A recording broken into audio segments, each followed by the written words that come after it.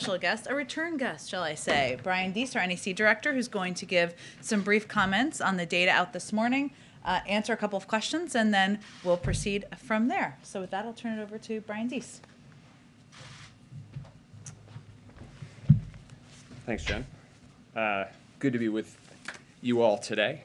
I just at the top wanted to make a couple of points about of context on our current economic situation, and then happy to take questions that you have. So 4 quick points. First is the context on our economic recovery. We've learned, based on data that we received over the last several days, that in 2021, our economy experienced the largest single drop in the unemployment rate on record in the history of the country, down to 3.9%. The most jobs created in any year on record, 6.4 million. The strongest economic growth of any year in nearly 4 decades, coming in between 5 and 6% over the course of 2021 in all likelihood. And real household income that is taking into account of price increases increased in 2021. So just to repeat that context, the largest decline in unemployment, the most jobs created, and the strongest economic growth in nearly 40 years. The second point is we got December price data today, and I would note that we saw a welcome deceleration in the rate of price increases in a number of respects. In the headline price increase data, we saw a decline month to month to 0.5%, down from 0.8% in the month before. It's still too high, but a moving in the right direction. As I think I say every time here, and if I don't, it's a mistake, we never index too heavily on any individual 1 month of data in any direction. But I would note that we saw in prices from November to December a decline in the rate of growth of the prices for food at home, which is a technical way of saying food that people buy in the grocery store. And we saw a drop in the price of energy, both at the gas pump, but also natural gas and winter heating costs. And many of you focused on the annual 7% rate. If we are trying to look at where we are headed, the month-to-month changes are more instructive. And most independent forecasters continue to project that we will see moderation in price increases over the course of 2022. Third point is the global context for this data, both on prices and on economic growth writ large. What we're seeing right now is these price increases are a global phenomenon, and that reflects the nature of the global challenge of coming through a pandemic crisis and a pandemic-affected recovery. Over the past 6 months, price increases in the United States and Europe have basically run neck and neck. In December, the EU saw its highest recorded inflation on record. Germany saw its highest inflation in December since reunification.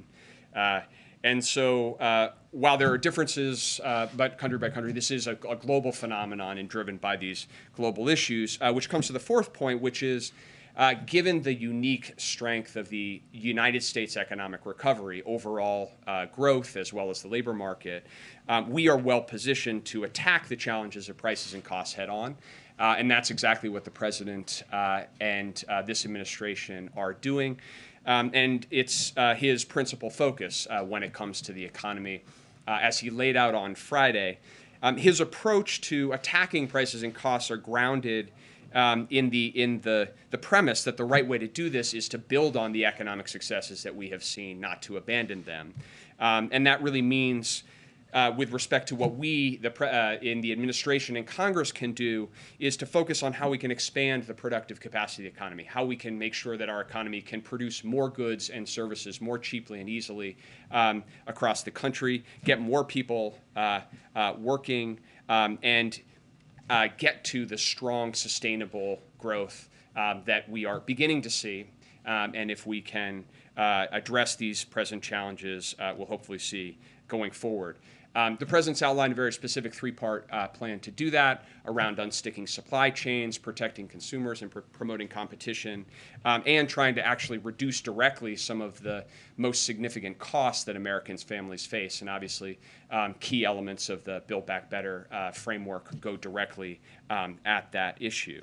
And so I'm happy to talk about the policy details behind that plan in general, but I think just to summarize, we have historically strong economic growth and labor market outcomes.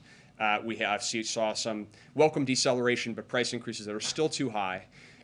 Decidedly a global phenomenon happening everywhere, but we in the United States are uniquely well positioned against that challenge, and that's the president's focus.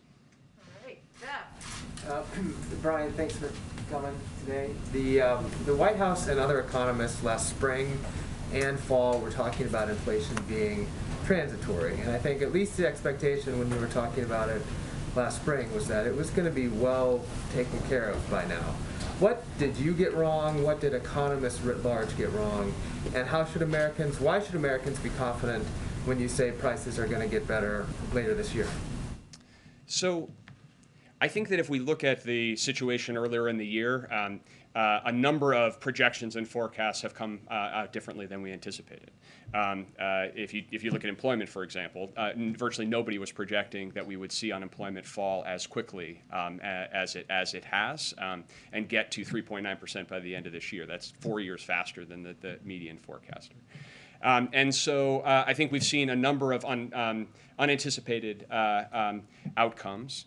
When it comes to prices, what we have said consistently, focused consistently, is that this is a global phenomenon. It is connected to the pandemic and the issues that that has raised. Certainly, the supply chain challenges that have evolved over the course of time through the Delta variant and over the course of the fall have been issues that we've had to go and tackle head on. But I think that the nomenclature aside, we find ourselves in a position now where we're looking forward, and most forecasters are projecting that the price increases will moderate. Our focus here is looking at what are the concrete, practical steps that we can take to try to help ensure that outcome and try to help accelerate relief where we can, where we appropriately can. So when it comes to something like the supply chain challenges, those manifested more significantly than people were anticipating over the course of the summer and early fall, both because of COVID factors, but also buying behavior of major retailers and major freight movers. And so we went into action over the course of the fall to try to help address those issues and the bottlenecking we were seeing at ports. Made very significant progress on that, 40% decline in the amount of time that a container is sitting at the dock.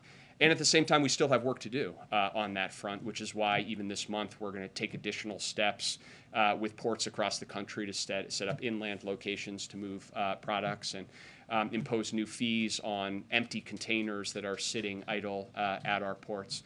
So we're going to stay at that and other issues, and we believe that that's the best way that we can, again, help to expand the economy's capacity to deliver goods and services to the American people. But is it the supply chain then essentially that is the reason for the incorrect forecast 10 months ago? Look, I think that our focus now is on assessing where we are and trying to address the issues in front of us in an effort to try to accelerate the course of the recovery. As I said, this has been a unique year on a lot of accounts. And so we find ourselves in a uniquely strong economic position on a number of counts, and we've got price increases that we need to tackle, and that's our focus. Thank you, Jen, and thank you, Brian, for being here. I have a quick question on some of the practical matters that you've talked about. Are you taking any steps to help people afford food, despite the figure that you mentioned that month to month the prices have gone down? My colleagues are reporting about how people are finding shortages on the shelves, how the stuff that is there is more expensive. Is there anything you can do to help families pay for that food? Well, I would say a number of things. One is when the president came into office, he prioritized early passing the American Rescue Plan. the American Rescue Plan has historic investments in actually addressing food insecurity for people who couldn't afford food. As a result, we saw hunger in the United States decline in 2021.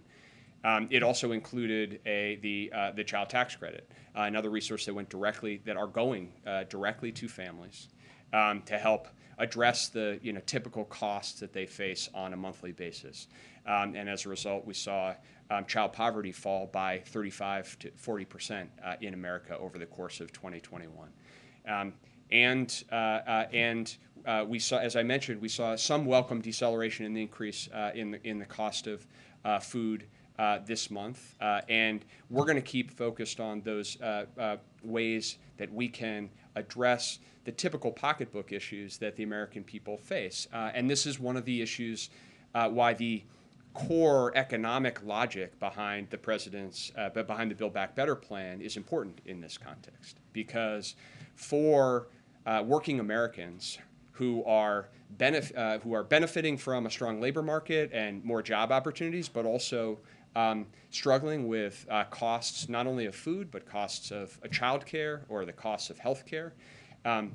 The components of the Build Back Better plan would directly address those issues by providing a tax cut to families directly in their pocketbook, and then reducing other of their most salient costs. So for a lot of the families that you're talking about, if they only had to pay 7% of their income in childcare, that would free up a lot of resources to invest in other monthly needs. So. Short of that passing, and separate from what you have already done, the measures you mentioned, is there anything new you can do to help the food situation? Well, I would say first, what we have done is historic and has made a big difference. Number two, our central economic legislative priority is getting those elements of Build Back Better in place, and part of the urgency of that is to address precisely the challenges that you are identifying. And beyond that, we are looking at ways that we can unstick elements of the supply chain that may be getting in the way of, for example, physical product getting to market.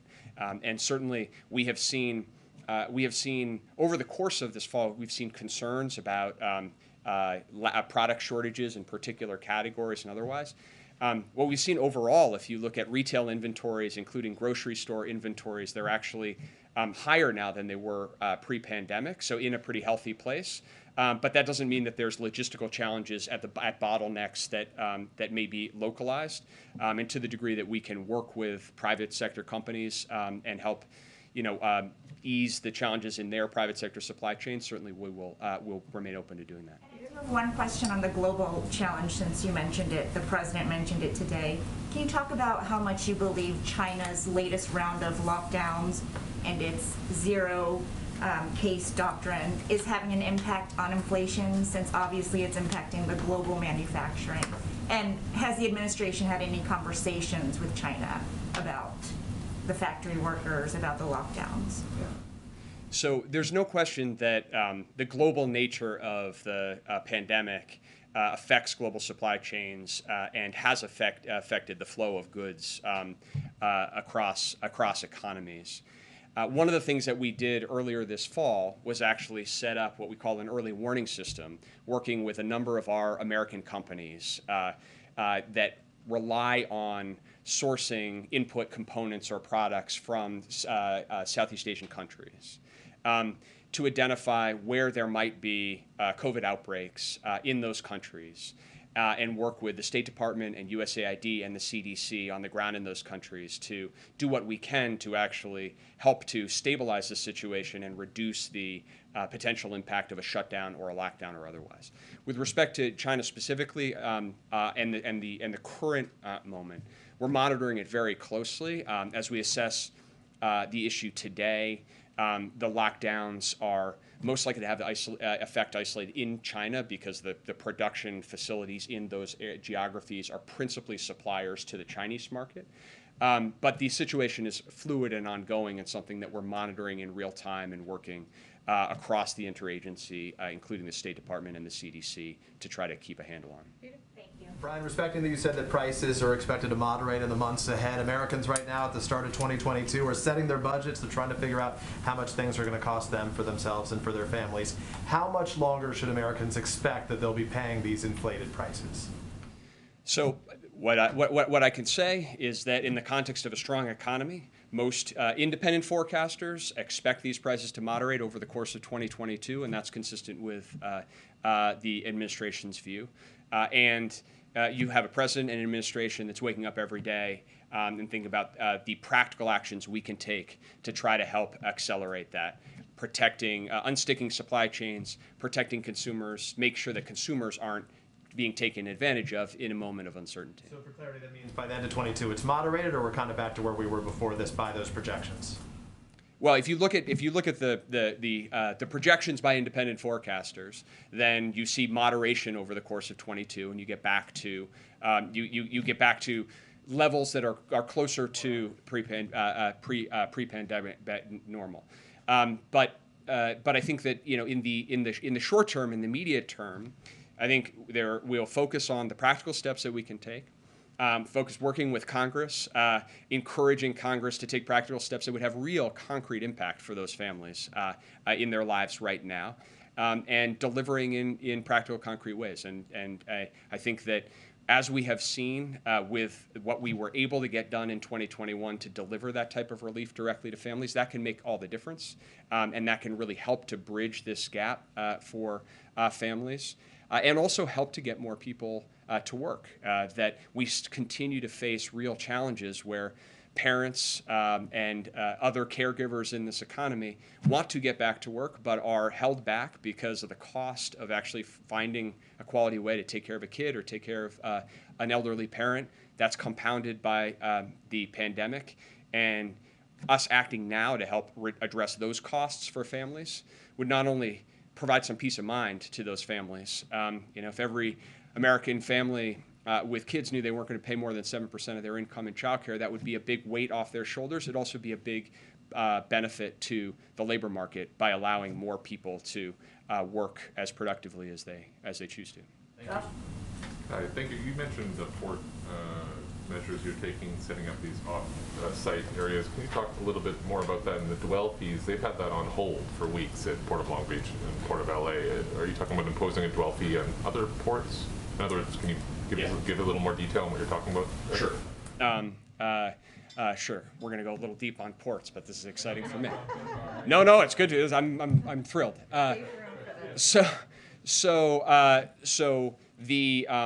The first issue of the inland ports, and the idea here is relatively simple, which is if you're having to offload all of the containers at one location, it creates a bottleneck. It means fewer things moving through. If you can push that product out to facilities inland, then you can increase the throughput.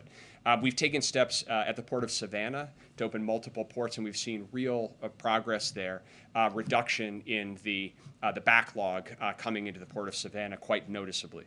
So we're going to take action at the Port of Oakland, finalizing inland port opportunities there, basically running the same play there as well. And we're working through the national port associations to basically work with any port that sees that as an opportunity to try to deploy that. And we have money that we have been able to deploy associated with the president's infrastructure legislation to try to help move that as quickly as possible. On the dwell fees, there's the issue around the fees on import containers that they have identified and said they're willing to impose.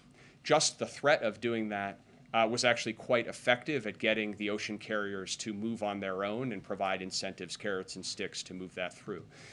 Now, this month, they're focused on a fee on export containers, basically the empty containers that are sitting idle that need to be moved off and shipped off in order to create more space.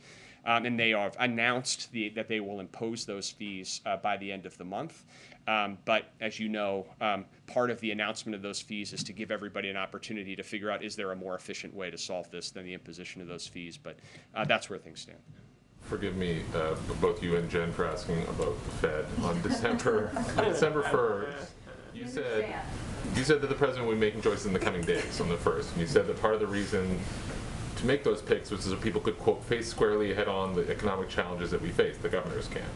So at the time, we're talking about imminent picks that would help the central bank, who the president is now banking on to help fight inflation, see around corners and address crises. 6 weeks later, we don't have picks. So I guess my question is, what's the holdup? What changed? And do you think that that 6-week delay is having an impact? I mean, you're relying on the Fed to be able to help curb inflation, and they don't have a full bench. So in your last question, no, I don't think it's having an impact. I think that the most immediate issue on that score is that the president's two nominees to be the chair and the vice chair of the Fed are now up in front of the Senate. One had his confirmation hearing yesterday. The other will have her confirmation hearing tomorrow. And Senate moving expeditiously to confirm both of those nominees is important, and we are grateful to the leadership, the committee leadership of Chairman Brown and others in the Senate for moving quickly, and that is important. At the same time, we are working closely with congressional leadership to finalize those additional nominees, and are confident that we can move them on a schedule that will mean that they will be in place at the appropriate cadence. So I don't have any news for you today about that personnel announcement, but is inflation like a ball game when you're making these considerations in terms of considering particular candidates one against the other, or is it part of a range of factors? So I think the president laid out his thinking relatively, in a sort of relatively detailed way in the context of announcing Chairman Powell and Governor Brainerd for the positions that he's nominated them to.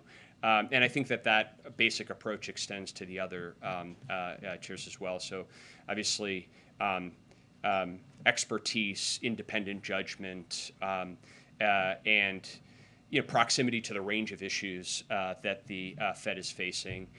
Obviously, central among them is charting a course of monetary policy that sustains the strength of recovery and achieves the dual mandate while making sure that prices are not entrenched, but also facility with other, front and center issues like financial regulation and the financial threats associated with climate change.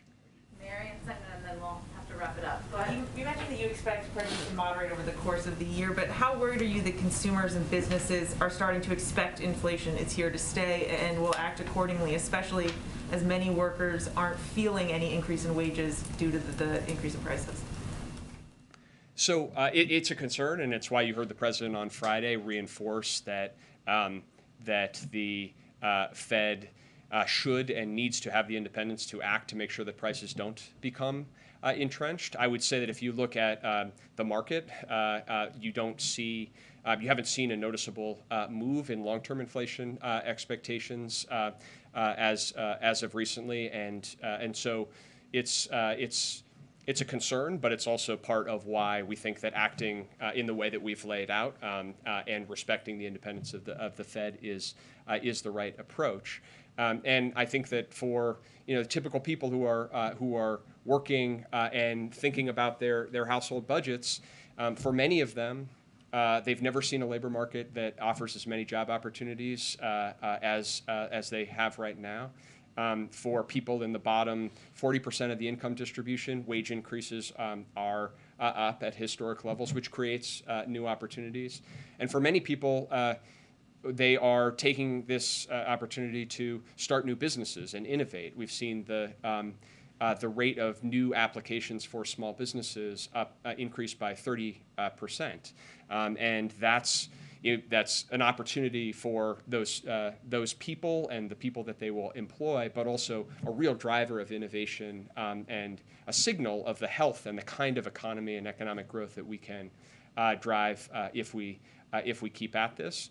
And the last thing I would say is that for those typical folks sitting around the kitchen table thinking about this coming year, the largest single costs that families face are healthcare, childcare, the cost of a home, and we have concrete, practical, straightforward ways to deliver relief on those costs and to do so in a way that wouldn't add to aggregate demand, wouldn't create an inflation concern would be fully paid for across time. And in fact, the principal long-term economic impact would be to expand our economy's productive capacity by getting more people into the workforce. So that's why, our focus and our work on Build Back Better continues. And I guess we will leave it there. Oh, no, we have one more. Okay. Build Back Better, would the White House support adding a work requirement like Senator Manchin has discussed to the child tax credit as part of the package? So I think the president has spoken to the importance of the child tax credit and his views on that topic. I would say that if you look at the child tax credit itself, 97% of the recipients of the child tax credit are working, and among the remaining 3%, the majority are grandparents or people with disabilities. So I think that you have a tool that is delivering relief to working families right now.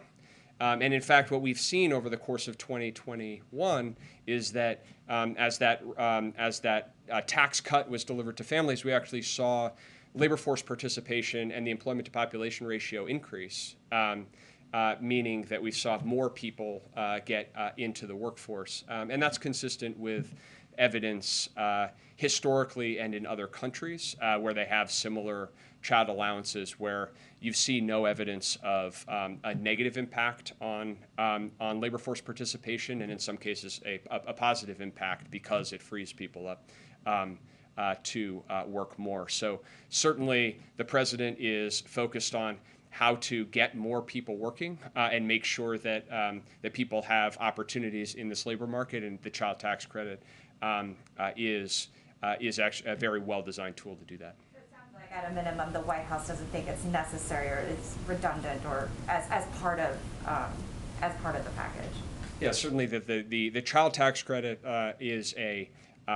operates in a way that goes to working families and does not create any disincentive for people to work, and if anything, would help more families and more people get into the labor market.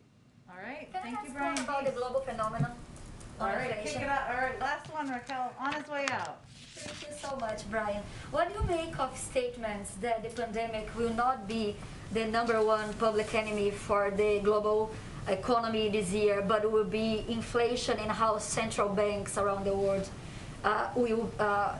could be the #1 enemy of the global economy? How central banks respond to inflation and inflation? Well, what I'd say to that is they're interlinked, and that is has been true and has been a feature of our economy and our economic recovery for the last year and a half. To the first question, that the more effective we are as a global community, as a United States and as a global community, at working to contain this pandemic, get it under control, reduce the impact on people and individual health, but also on economic operations and supply chains and otherwise, the more quickly we can normalize supply chains and address the price increases, which are decidedly a global phenomenon. So I don't think that I don't think it's an either or. I think that there is an urgent and compelling priority to address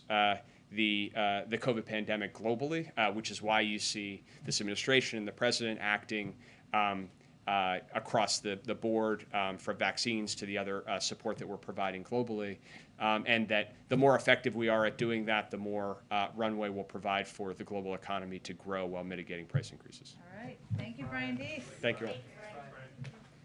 Okay, I have nothing at the top. I'm mindful of the time, and I will jump around to people who have not yet gotten questions, but I will start with Alex, if you want to kick us off. I have 3 questions. First, on inflation.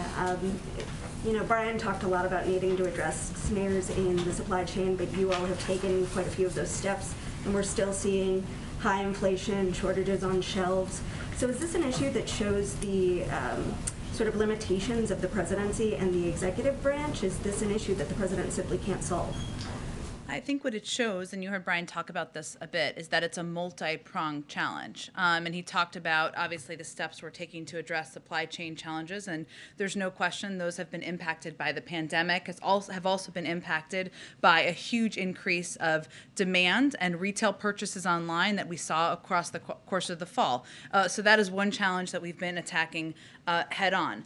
We also know that there are specific industries like the auto industry that accounts for about 1/3 of what we're seeing in terms of inflationary increases and price increases. And if you look at the purchases of cars, one of the biggest issues there is chips and the lack of manufacturing capacity here in the United States. Of course, that's been impacted by a range of issues, including the pandemic, but one of the things that we have been advocating for and pushing for is for Congress to move forward in taking steps to support and bolster our competitiveness here. That includes over $50 billion in funding for chips manufacturing. I would also say that that would also help ensure that manufacturing in the future is the capacity is increased here at home, so we're less dependent on the global supply chain around the world. So I think what it speaks to, Alex, a good question, is the multi-pronged components that impact the supply chain, that impact price increases that people have seen, the American public has seen across the country. Do you have an update on how the Iran talks are going over the JCPOA? Sure. Is the administration satisfied with how they're going? So I know there's been a lot going on. This has certainly been happening. Right now, what's happening is on Monday, January 3rd, the 8th round of negotiations commenced in Vienna, and those are ongoing. And what we're looking at and how what we would like to remind the public of is why we are at this point now. Most importantly, none of the things we're looking at now, Iran's increased capability and capacity, their aggressive actions that they have taken through proxy wars around the world would be happening if the former president had not recklessly pulled out of the nuclear deal with no thought as to what might come next. And if you look at that step and the impact of that, the fact that the former president ripped at the nuclear deal meant that Iran's nuclear program was no longer in a box, no longer had the most robust inspection regime ever negotiated, no longer had the tight restrictions on nuclear activity. And so now where we're at, even as these negotiations are ongoing, and as we conveyed back in December, that we were a bit frustrated by the lack of seriousness that negotiators came to the table. They've come back, and now we're back at the table again, as I noted. But because of the last administration pulling out of the nuclear agreement, now Iran's program has been rapidly accelerating. Iran directly attacked our partners in the Gulf, and its proxies began attacking U.S. troops again in Iraq. And the United States had become totally isolated internationally. So what we've been working to do is rebuild those relationships, our partnerships with countries around the world, get back to the table so we can have that increased capacity and ability to see what is happening with the program. But right now the negotiations are ongoing, and we're, of course, eager to see the diplomatic path move forward. On voting rights, you guys have talked about yesterday's speech and the president's actions this week as him showing that he's putting his whole presidency behind this issue. But if it doesn't pass next week, what does that say about his presidency and his political clout? And what would you say to Democratic base voters who have seen, potentially not just one legislative failure with Build Back Better, which has been shelved, but potentially a second legislative failure in a month? How do you convince Democratic voters to vote for you? Well, what I think we would say to any American, whether they're Democratic-based voters or not, is that the majority of the American public elected the president to do hard things and to fight for hard things, including fighting for issues that may feel like an uphill battle, but that are vitally important to protecting fundamental rights of the American public. Every single major legislative effort that the president has undertaken that he's been a part of has been subject to all manner of speculation and criticism about whether it would happen or not. And if the president paid attention to that, he probably wouldn't have run for president to begin with. So his view, and I think the view of many in the Senate and many Americans, including the activists you referenced, is that it is time to fight, that protecting people's fundamental rights, this is a defining moment that will divide everything before and everything after, when the most fundamental American right that all others flow from, the right to vote and have your vote counted, is at risk. And he is going to be working the phones. The vice president will be working the phones. As you know, he's heading up to the Hill tomorrow to speak to the caucus and make the strong case that you heard him make publicly, directly to members tomorrow. And, you know, I think that's evidence that he's going to fight even when it's hard. Go ahead, Mike. If I could ask just two questions on COVID testing. Mm-hmm. So about 3 weeks ago, you and I had an exchange in this room in which I That made it sound nefarious. I don't remember it that way. nefarious, but I posited a bunch of questions that you couldn't answer about when the tests would be available, how many Americans would be able to order per family, you know, when they would be rolling off the, actually rolling off the factory floors, but then delivered to people and in their hands. Sure. It's now 3.5 weeks later. Are there any answers to any of those questions yet? Well, I would say first we've put out a number of steps that have been taken since that point in time. The pleasant and democratic exchange we had in this briefing room a few weeks ago, Mike, but including a number of contracts have been signed. There was an RFP, a request for proposal, that was put out. It was important for us to take the time to assess and work closely with manufacturers and distributors to understand what they can ship and by when. Of course, it's vitally important when this website goes up and people are ordering it that they actually get what they order, right? So that's what we've been working on. So a number of those contracts have been signed.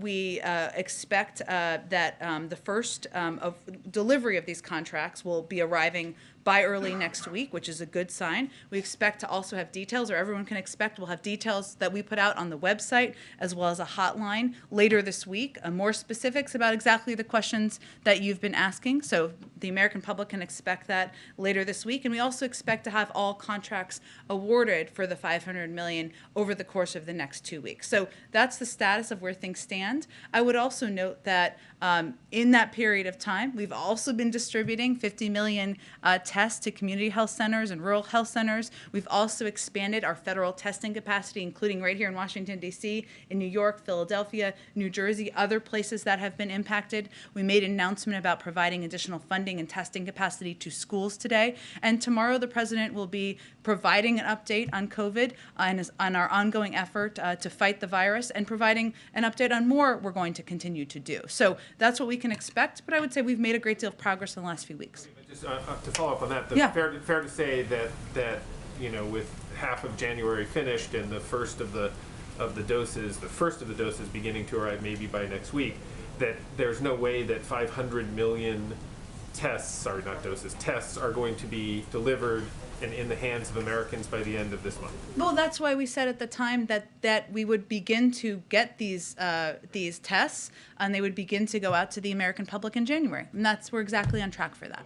And then the second question, it goes back to the summer. One of the things you guys have said repeatedly is that the reason that you're having to take the kind of steps that you just talked about is because there wasn't the capacity in the system to produce the tests so that they would be more available now.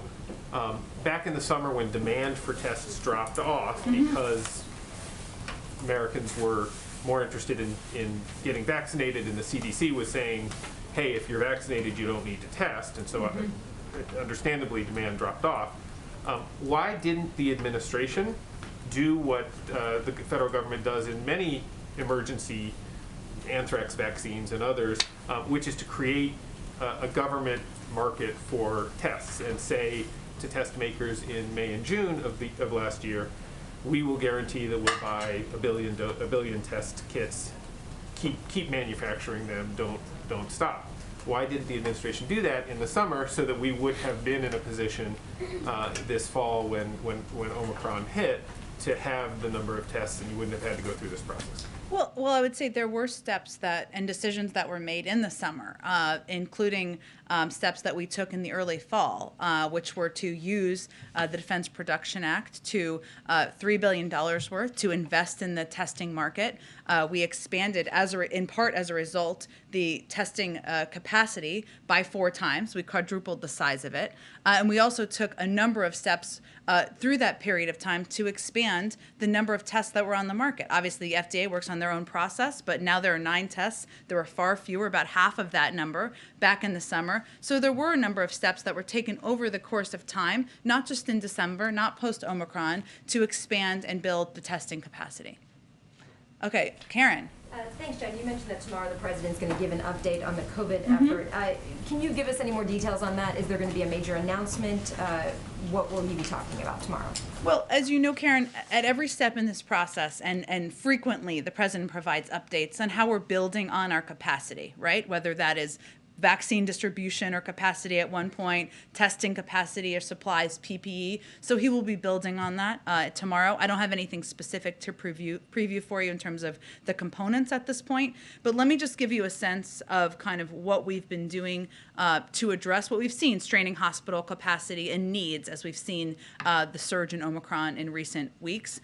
To date, and he'll talk more about this tomorrow and build on it, is my point here. So we have helped more than 38 states and territories and deployed over 2,100 federal personnel and thousands of ventilators, ambulances, and other critical supplies. In addition, more than 13,000 National Guard members have been activated in 48 states to support vaccination, testing, and clinical care. These deployments are fully paid for, of course, by the federal government. Hundreds of military doctors and nurses are already on the ground in New York, New Hampshire, Vermont, Pennsylvania, Indiana, Michigan, Wisconsin, Minnesota, Missouri, Arizona, New Mexico, with more to follow, and we're building on that. And this is all in addition to the hundreds of FEMA and HHS clinical staff. We've also shipped nearly 5.5 million pieces of PPE, from hospital gowns to N95s to gloves, in the last 2 weeks alone. And we've also invited our FEMA administrator come and give you guys an update. Hopefully we'll be able to do that by the end of the week. But point is, we've been deploying a number of federal resources, and the president will talk more about specifics and more steps to build on that tomorrow.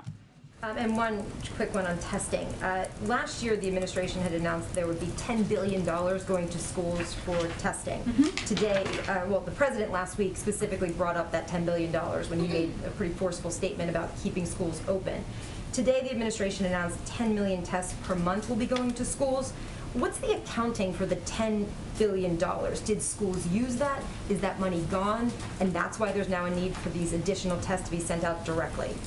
Well, the funding and money went to states to distribute to local school districts. That's how it essentially functioned. I think what the announcement today, and I'm happy to check on the specifics of the status of it for you, what the announcement today it reflects is our desire and our commitment to keep schools open and do everything we need to do to help keep schools open from the federal government. Now, a number of schools in nearly every state across the country has made arrangements with testing providers to provide schools with tests using that $10 billion in funds that you referenced, but it's been used in different ways from school district to school district. And so this is just a reflection, which has been consistent with how we've approached our efforts against the pandemic, to build on what we know works, and a reflection of our commitment to help school districts stay open. Go ahead in the back. Hi, Jen. 2 questions for you. Sure. First of all, I wanted to follow up on the president's visit to Georgia yesterday. Yeah. That's one of our markets where voter restriction bills have passed and been signed into law in the past year. The Brennan Center for Justice says nearly 100 more bills are pending this year in state houses across the country. Does the president feel powerless right now to stop more voter restriction bills from passing at the state and local level? Well, I think we have to take, the president believes we have to take a multifaceted approach. And no, he certainly does not feel powerless, but he thinks that one of the most effective roles he can play now is by advocating for Congress to pass 2 pieces of voting rights legislation that will help put in place a baseline of protections for states across the country. So there is not that inconsistency. And of course, as you know, Georgia is one of the states. 19 states across the country have already passed laws that are putting in place additional restrictions to make it harder to vote. More to come. That's why it's so important to move forward with legislation on the federal level. My next question is on climate. Last month we went to New Orleans. They had a very large climate conference there, thousands of researchers and scientists. And when we were there, we met a homeowner. He lost his house to Hurricane Ida. His grandmother lost her house to Hurricane Katrina.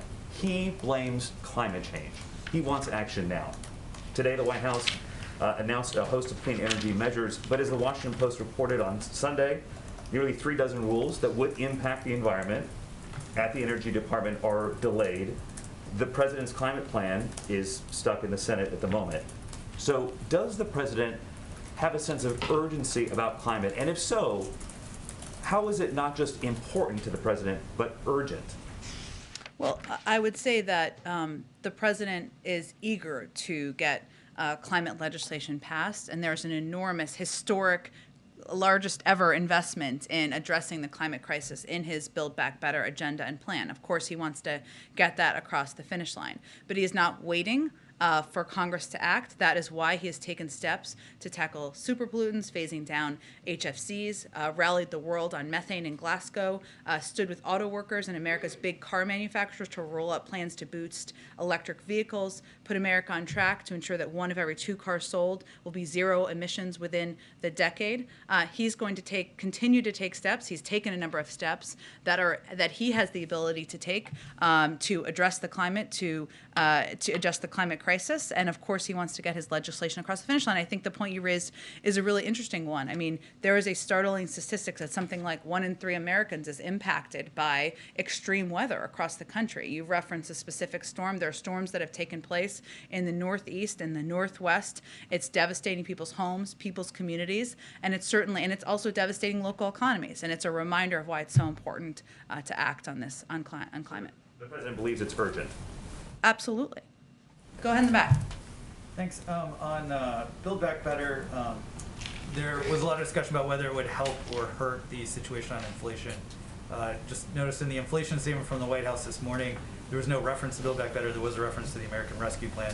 Just wondering if that reflects anything about the view of the White House on the prospects for Build Back Better or the role it could play in the situation on inflation.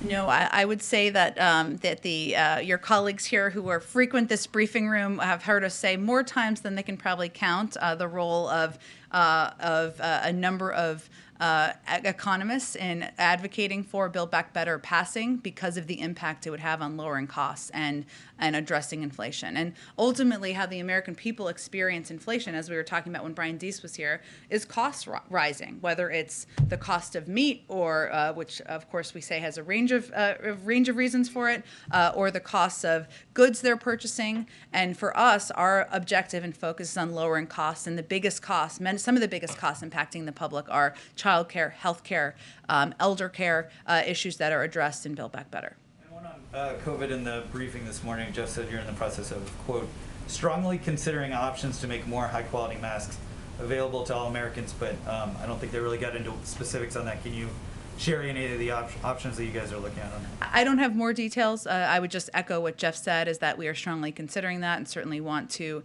ensure that everybody has the necessary protections as we continue to fight the virus. Go ahead in the back. Let's see. Go ahead, Jonathan. Okay, thank you. 3 years ago, a New Jersey college student was murdered after getting into a fake Uber. Legislation to require ride-hailing services like Uber and Lyft to have electronic systems to match riders with passengers is awaiting White House sign-off this year. Where do you stand on the legislation? And would the president be willing to meet with the parents of the murdered woman as they've requested? Well, I think you're referring to Sammy's Law, and I remember that story well. I don't know anybody who saw it or read it who wasn't deeply impacted by it. We are committed to ensuring that the safety of all passengers, including those in rideshare, and we'll work closely with Congress to ensure federal oversight of rideshare companies to protect other parents from the tragedy of Sammy's parents have gone through, and her friends and her entire community. We've met, members of the administration have met with her family and continue to be in touch on this important issue. We thank them for their continued advocacy. In terms of a meeting with the president, I just don't have anything to preview at this point in time. And one other question. Transportation Department is accelerating a pilot program to allow truck drivers under age 21 to drive across state lines, which safety advocates say could hurt truck safety at a time where deaths in truck crashes are up more than a third over the last decade.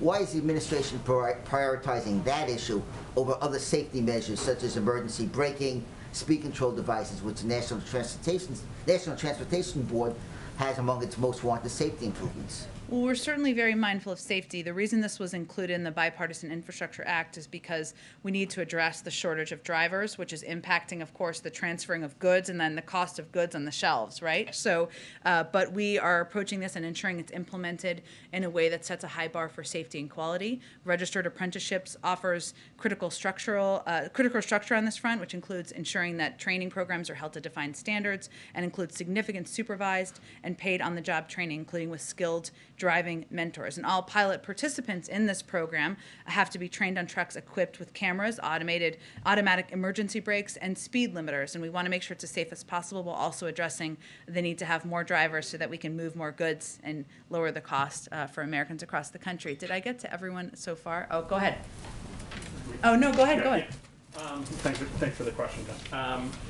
Yesterday, during his speech in Georgia, President Biden only very briefly mentioned the provisions of the Let America Vote Act that deal with gerrymandering and getting money out of politics. Those provisions actually poll better in public polling frequently than sort of the broader stuff about protecting the right to vote. Throughout this process, Biden's been very focused, the president, on those right to vote provisions. Why hasn't he talked more about those gerrymandering provisions, about the provisions about getting money out of politics, which do seem to be quite popular with the public? I would say first what the president's objective was going into the speech yesterday was to make very clear to the American public what was at stake and exactly what it means when we say your vote is being suppressed across the country. Because sometimes or this is what's on his mind, I should say, we shorthand and we talk about legislation or the status or the meeting with this person or that person, and the American people's, their eyes glaze over because that doesn't mean anything to them. So the objective in the speech yesterday for him was to really spend the majority of time talking about what the impact was, why this was such a dire issue, and what was at stake, and why it was important to potentially make changes to Senate rules in order to get this legislation passed. So I wouldn't overread into how many words he spent on different pieces of legislation. He cares deeply about both of these pieces of legislation. He wants to sign them into law. And then, yeah, go ahead. Sort of relatedly, Senator Romney today basically said, I'll use the exact quote, that the speech yesterday that the president gave was, quote, going down the same tragic road taken by President Trump and casting the doubt on the reliability of American elections. Does the White House have a response to that? With all due respect to Senator Romney, I think anyone would note there's a night and day difference between fomenting an insurrection based on lies totally debunked by 80 judges, including Trump-appointed ones, and election authorities across the country, and making objective, true statements, which is what the president made yesterday about the effects of a coordinated nationwide effort to undermine the constitutional right to vote.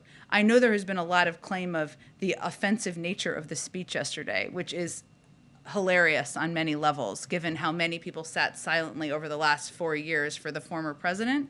But I would note that in our view, and the president's view, what is far more offensive is the effort to suppress people's basic right to exercise who they want to support and who they want to elect. That's not a partisan thing, and that was why he gave such a strong speech yesterday. Go ahead. On the issue of masks and this push to expand access to high-quality masks, health experts have long been urging and calling for Americans to upgrade their masks. So why wait till now to push for this wider availability of better masks? Like, what's taken so long? So just to be clear, there is no shortage of masks on the market. That is not an issue. I know that my colleagues from the COVID team made clear that we have a strong stockpile of over 750 million masks that we have at our disposal, widely available, N95 masks, other masks. What the CDC director conveyed is that they're in the process of updating information on their website to help address and answer these questions. Their guidance currently is a well-fitted mask, but what we're trying to do is continue to be responsive to what people's needs are across the country and make sure they're getting the supplies where we need them. But there's no shortage. There is a wide 750 million masks that we have available. To Mitch McConnell today, who had some strong words for the president, called his speech a rant, incoherent, profoundly unpresidential, but he also accused the president of shouting that 52 senators and millions of Americans are racist unless he gets whatever he wants. Well, I know the president was asked about this and said, a version of this, I should say, and he said he considers Mitch McConnell a friend, and that is true. That is why is it even more disappointing that someone who has supported and advocated for voting rights in the past, wrote about it in his book, has talked about it publicly, and repeatedly voted for the extension of voting rights protections, is on the other side of this argument now. You know, and I think it clearly struck a nerve, the president's speech yesterday and the vice president's remarks. I think there's evidence of that. But to us and to the president, what is more irresponsible, unbecoming, and divisive is the coordinated effort by far too many Republicans across the country to perpetuate the big lie and make it more difficult to vote. And we are seeing evidence of that in 19 states which passed 34 laws attacking voting rights. That's why he's standing up and made the passionate case he made yesterday. Okay. All right. Thanks. Go ahead. Ruling yesterday. Happy to talk about Facebook anytime. Meta, I guess. Meta, sorry. A district judge yesterday denied the company's motion to dismiss the FTC's revised antitrust complaint, essentially clearing the way for it to go forward. I'm wondering whether you have a view on that, and in particular, that case is seeking to essentially break up the company, to split off Instagram and WhatsApp. Is that something the White House thinks should happen? Well, we welcome the district court's decision, which allows the Federal Trade Commission's antitrust lawsuit against Facebook to move forward. The favorable decision is a testament to the skill and determination of the Federal Trade Commission, its staff, and its experts. For generations, the American approach has been to expose our main tech firms to more competition. The president supports that. He's talked about that publicly a number of times. That approach has been key to our innovation and success, and we've been clear, and he's been clear, we need more competition in the tech industry. As you know, there are a range of pieces of legislation, bipartisan, many of them, in Congress. That's encouraging. And in July, of course, the president signed an executive order on competition, which among several actions called on the federal agencies like the Department of Justice and the FTC to use existing tools to tackle these problems. So we're not going to prejudge what it looks like, of course. There's a legal case here. That legal case will be moving forward, but certainly we're encouraged by the district court's decision. Thanks, everyone.